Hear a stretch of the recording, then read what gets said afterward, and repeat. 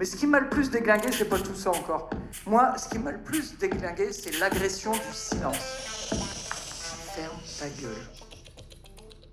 Ouvre ta gueule, la copine.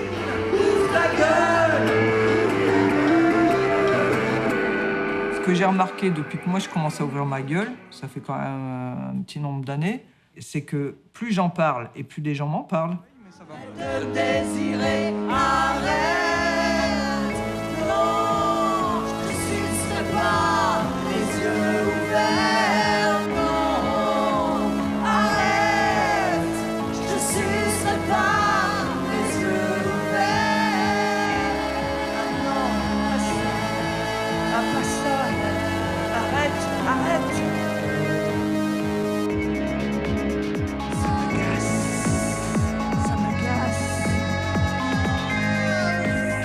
J'aime pas ton odeur, j'aime pas tes fringues, j'aime pas ton sourire, j'aime pas tes sentiments.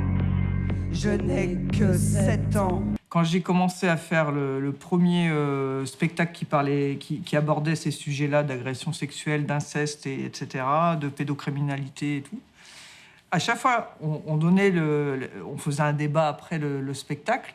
Donc les gens dans la salle parlaient. Et puis après le spectacle, on se mettait à disposition des gens. Donc ils venaient nous parler en particulier. Et à chaque fois, il y avait un retour. Ça commence toujours par « je connais quelqu'un qui s'est arrivé » et ça finit par « c'est Bibi qui y a subi ». Et voilà. Alors, de quoi on parle? Les vaginites, donc c'est une maladie sexuellement transmissible.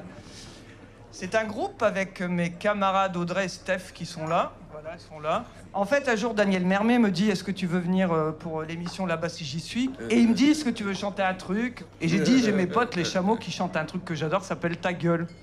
Est-ce qu'on peut venir chanter ça ?» Alors il m'a dit « Ouais. » On a chanté Ta gueule, puis on a tellement kiffé que du coup, on a fait un groupe qui s'appelle Les Vaginites, qu'on a fait pendant le confinement. Voilà. Et ça parle de plein de trucs qui concernent beaucoup de monde.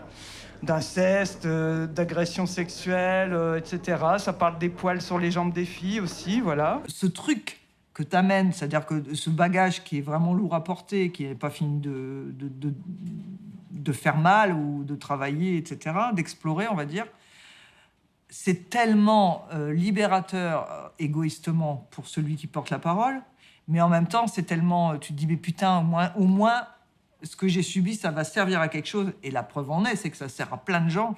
Et ça, putain, quoi. On reprend le pouvoir par cette parole et ça marche, ça fonctionne. Donc, yallah.